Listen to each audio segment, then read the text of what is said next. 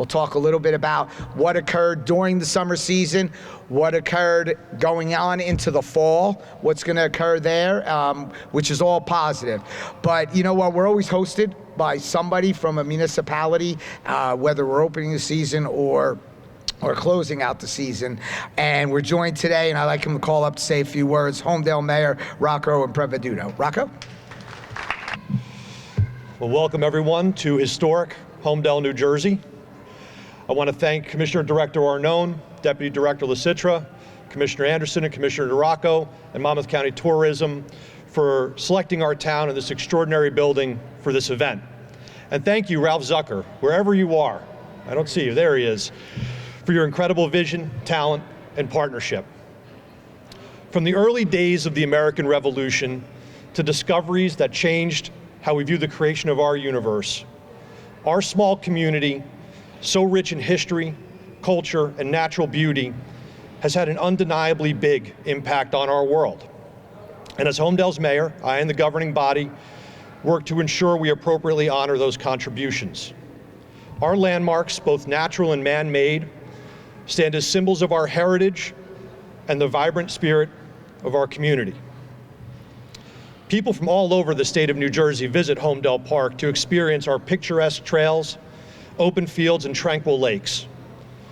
Whether you're hiking, picnicking, or simply taking in the scenery, 565 acres of Homedale Park are where you can connect with each other and with nature itself.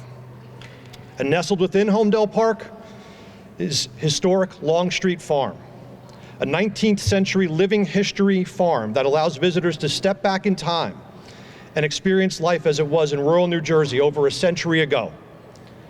With period-appropriate farming techniques, costumed interpreters, and authentic buildings, Longstreet Farm brings history to life in a way that is both educational and engaging for people of all ages.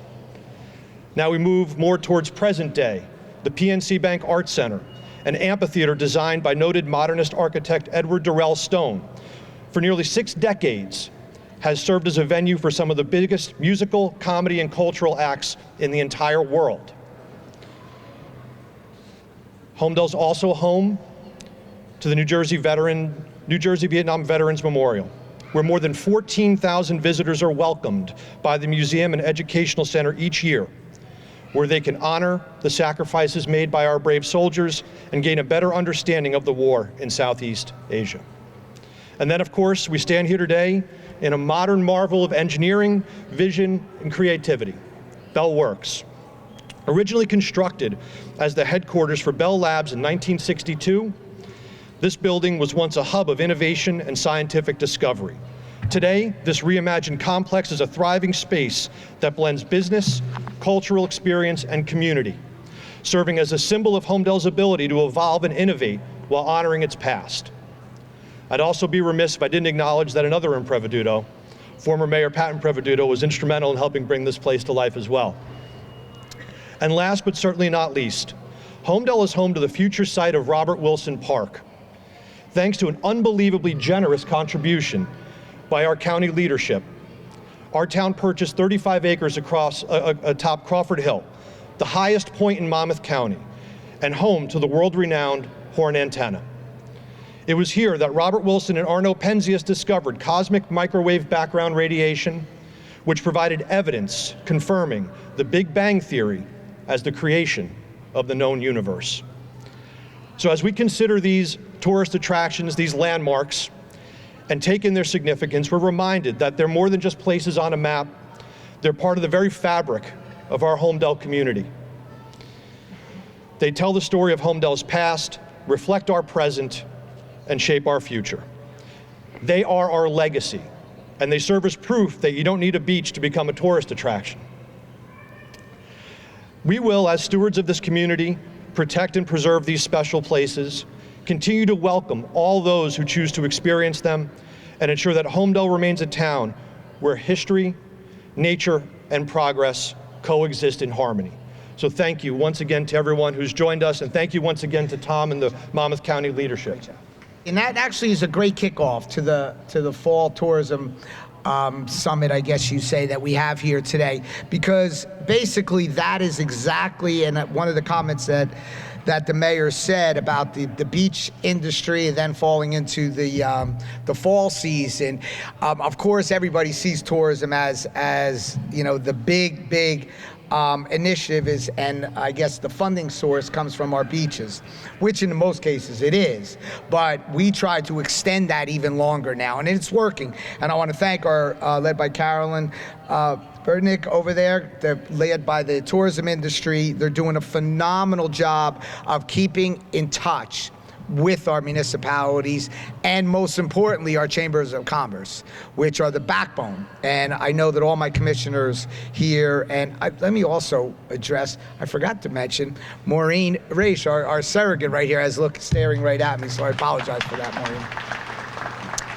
Our business district, that's the backbone. And you know, we'll let Ralph say a few comments later, because what he's done is created a model of what you can do with an elderly building that potentially could have been devastating to the town of Holmdel, and now has been the jewel of Holmdel. So according to the State of New Jersey Visitor Economy Report, Monmouth County continues to experience positive economic growth since 2020, which is very important because that's when we took a complete nosedive during the pandemic.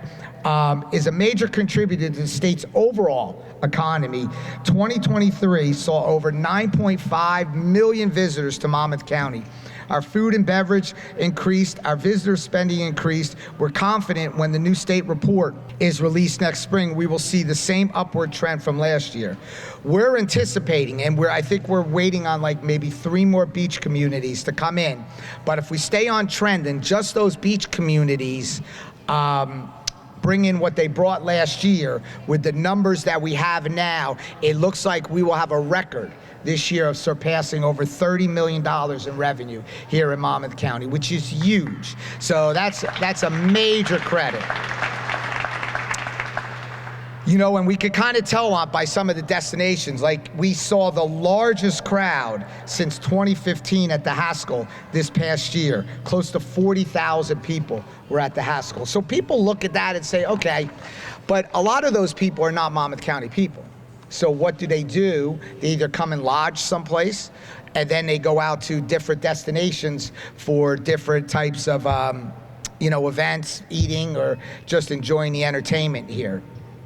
Of course, our Monmouth County Tourism continues to help keep our visitors and residents safe with being, I'm sure we're not the only county now, because usually people follow Monmouth County, but our free public beach safety dashboard that has been extremely popular to let people know when they're going to a destination, is that beach overly crowded? Is there lifeguards? What is the tides? Is it safe? Is there a red flag? All those things are very important to give people, what destination they should go to. A lot of towns put that fake sign up there that the beach is closed. Well, this is really accurate here. Some of them just try to do it to just keep some of the heavy traffic out of their town. So we obviously had our travel guide, which we really now have done mostly internally. A lot of that we used to outsource a lot of that, but what it does is it gives, and we spread thousands and thousands of copies out all over Monmouth County and to other states. So how we try to help those businesses and our beaches during the off season, we're at different shows. Our tourism department is at different shows, distributing them and letting them know what Monmouth County really has. It's very important this time of the year to showcase what we're going to have for the following year, to take that $30 million revenue and increase that the following year. But we're here today in the fall, and we had a very successful year.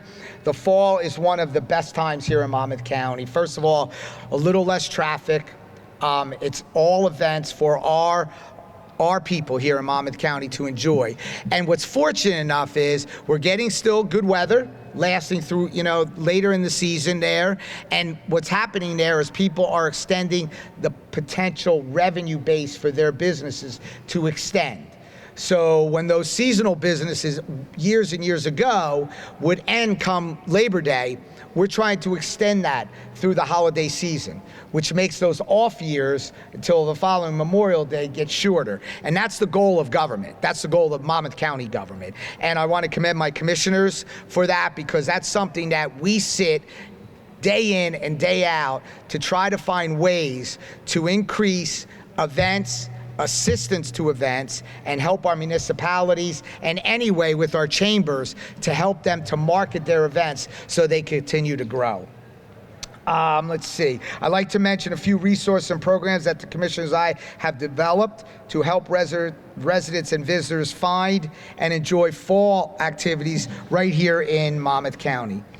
Something that we're very, very proud of, and I know we have John Chufo here from our economic development side, our Grown in Monmouth program, which was developed to retain and grow our county's agriculture industry.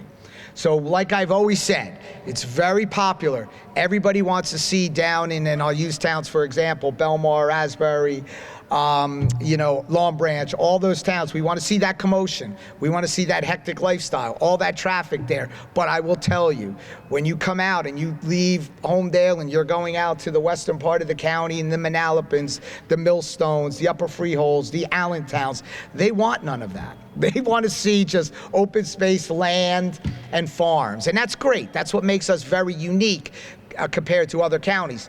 But what we can do is we can take the benefit of what they specialize in, and that's the farming industry, and tie that in to our business climate that is very active and busy. And that's what we're trying to do, and we're achieving doing here in our Grown in Monmouth. We created something very special. The commissioners and myself created the brewed and distilled industry here. Ironically, I don't know if this is a good thing, but Monmouth County has the most breweries and distilleries in the state of New Jersey in one county. Let's take advantage of it and enjoy it as long as it's safe. So what we do now is we market it. We market not just the breweries and distilleries, but we market the surrounding businesses around it there. So, and in every region, and I'm sure each and every one of us in this room know of a special destination that we enjoy of a brewery and distillery that we go to, we're marketing the surrounding businesses. So we're not just focused on just that there. So it's something that we're extremely, extremely happy about. Recently, the Red Bank River Center hosted their second annual Oktoberfest, where attendees, which doubled in attendance from last year, were able to sample local breweries and distilleries. And the idea came out of a launch event that happened right here, what happened in Red Bank, where Brewed and Distilled program was 2 years ago.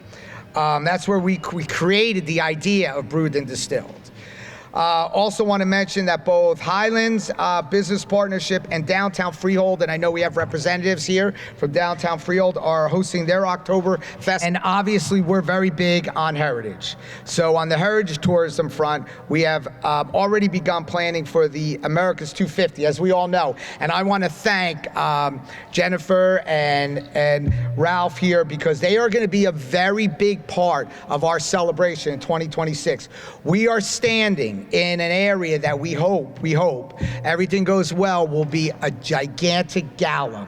And you can fit a lot of people in here, and it's going to be something that we hope we're going to have representation of all 53 towns, kind of like nostalgically make it that town. Freehold, Borough will have a table there, all the towns. That's going to be a great event. We're also looking to do is have a 10K run. Hopefully, speaking to Ralph, maybe we could do something coincide with Homedale, with their local roads and our county roads, leaving from a destination that we have ample parking at. So all those things are stuff that is like really special in the off season, to continue that. Our ultimate goal, I know it kind of slows down in the January and February, but if we could keep it active all the way to Christmas there, just think about that. Everybody gets that itch come March 1st. So once that itch starts, if we could keep that from March until December, I think, all our business industry will be extremely excited. But, again, like the mayor said, we're in a place here today that, if anybody knows what the history was and what it is today, it's really special.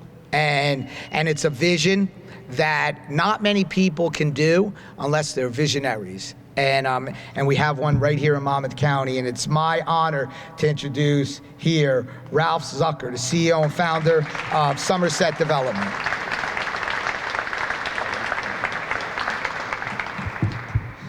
Where's my mother when I need her? Thank you, Tom, and thank you, Mayor, and freeholders, and councilmen, and women, and everybody involved. If I'd start thanking everybody, we'd be here forever. But it really is an honor for us to stand here and welcome all of you once again to what we refer to as the world's first metroburb, a metropolis in suburbia. And if you look around you, you'll see you can work out, you can do cryotherapy or oxygen therapy, go to Bar Method, you can go to the library, you can drop your kids off at the Montessori school, you can just play here on the turf. Obviously the Monmouth County Library, Home to Library is here, which we're so proud to have, and on and on and on. You could have your dog's pedicure here, you can get ballet lessons, you could take off-Broadway shows. We had Diane Warwick here for a special the other night. It's unbelievable. When we walked in here in 2008, and when we started working in 2013, the world bet against us. The people of Homedale and Monmouth County, some of the people you see standing here today, bet with us and helped us make this happen. But you know, when people ask me, what's the biggest resource in New Jersey, in Monmouth County, and usually most people say it's the beaches, we say it's the people. The people of this county, of this state, are just incredible.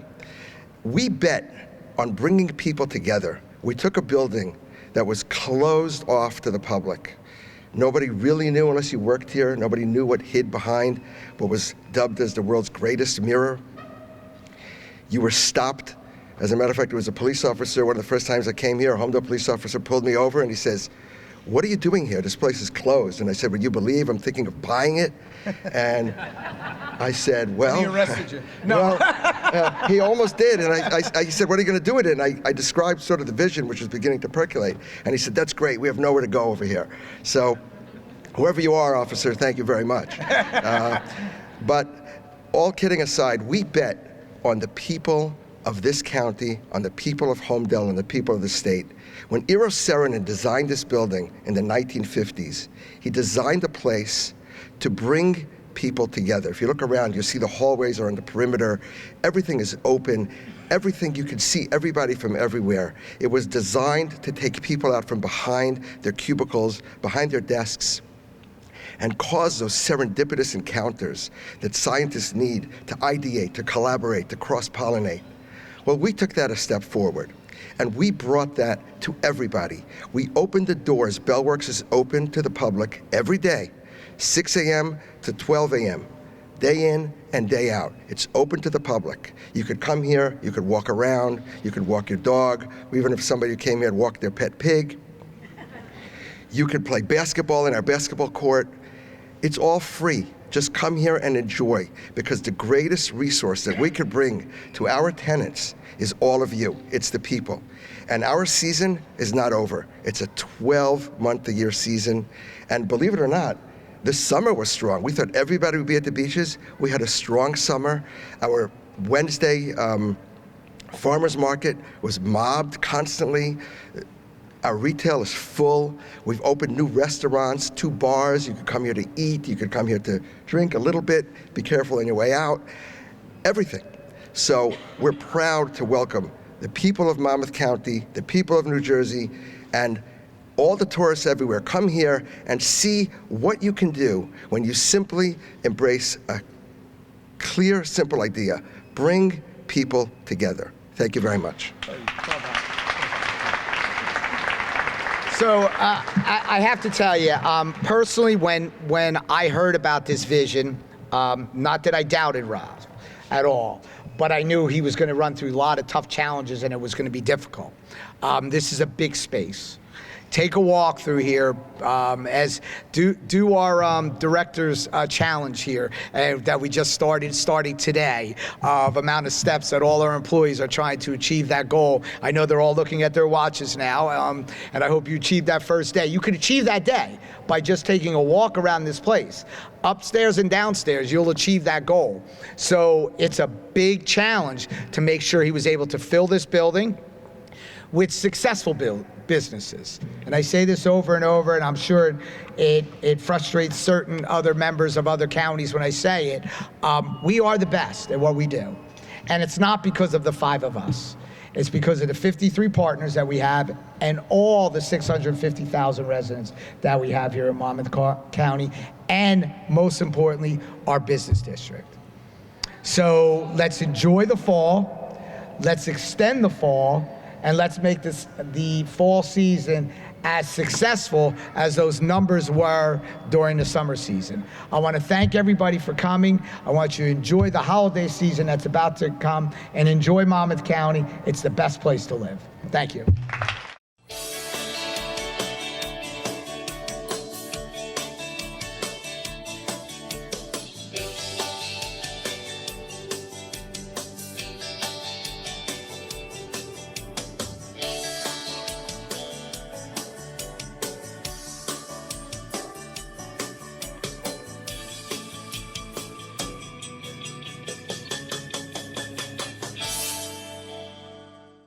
Welcome to the Veterans Corner segment of Monmouth in Focus, a program about the services and functions of the Monmouth County government.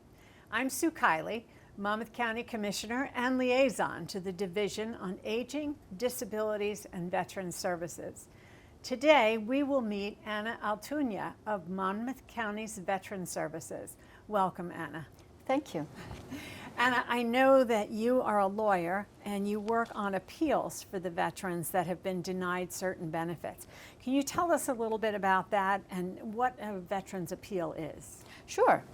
Veterans appeals process provides veterans dependents and their survivors a way to challenge the VA decision regarding disability compensations, pensions, educational, and other VA-related benefits. After a claim is filed, the VA issues a decision, and if a claimant disagrees with the decision, they have the right to appeal. There are 3 main appeal review options, and they are usually included with the notification letter that the VA is sending to the claimant. And they look like this. There are 3 main types, as I noticed: supplemental claim, high-level review, and Board of Appeal. Depending if we are going to use new evidence that is relevant, then we choose which way to apply. For supplemental claim, we can use new evidence, and supplemental claim we can claim at any time, preferably to claim it within 1 year because that keeps the date of the claim. High-level review means that more experienced reviewer is going to deal with the same evidence that we submitted previously. And the third one is Board of Appeal, which means that a veteran law judge at the Board of Veterans Appeal will review the case for the decision. Can you tell me a little bit about your success rate with the VA appeals? It depends. It depends on how difficult is the case, how complex is the case. It depends on the quality of the evidence provided. It depends on the level of representation. If we do not have compelling evidence, of course it takes, the success rate is not going to be as good. And then it depends if it's a supplemental claim, it's a high-level review, or Board of Appeals. Because at the Board of Appeals, again, there are 3 different other types, and 35 to 40% of the Board of Appeals, they are very successful. 35 to 40%, they go back to the regional offices for if they are remanded, and the rest, they are denied. And what is the time frame for this appeal process? I'm referring again to the same page because, and I highlighted it, generally the goal to complete is about 6-7 months. It says 125 days for both supplemental claim and high-level review. Sometimes it takes longer, as I said. It depends when we submit the evidence and how compelling is the evidence. For the Board of Appeal, it's a little longer. The goal is 365 days, but for some other reviews, it can be 1 to 2 years or from 3 to 4 years. Can a veteran do this themselves? They can, and some of the veterans, they do it, but I have to tell you that having a knowledgeable representative as a VSO or attorney will be beneficial, especially in complex cases. Representatives can be sure that the evidence submitted is relevant, that deadlines are met, and legal arguments are properly presented. This can increase the chance of successful outcome of the appeal. Can you give me an example of what you would be appealing? Yes, some complex cases that I'm working on, they are very challenging because, for example, service connection for presumptive conditions, Agent Orange. It's very difficult to prove if the veteran does not have proper documentation that the veteran was exposed to Agent Orange. So we have to challenge that. Then PTSD. If the veteran did not document on time the stressor of the event, that is very challenging. Then sexual trauma. Because of the nature of it, it is, again, it's very difficult to work with the cases like that. Some of the cases that I'm working, and they are quite difficult, is when we didn't have PACT Act. And under the PACT Act, the VA added more presumptives. So these cases were denied if they were decided in 2017, for example. I'm working on the case. But now, under the PACT Act, these people are eligible for benefits. But then again, it is still challenging to do all these appeals. How does a veteran get in touch with us to be able to get your help? So they can call our office. They can come to our office. We take walk-ins. And I think they can contact, some of them, they contact even you, and then your office refers to our office, and we deal with these veterans. Great. That's great. That's great. Well, thank you very much for joining us today. I really appreciate it. And thank you for sharing this very important information. Unfortunately, that's all the time we have for today, but we will see you again next time. Thank you.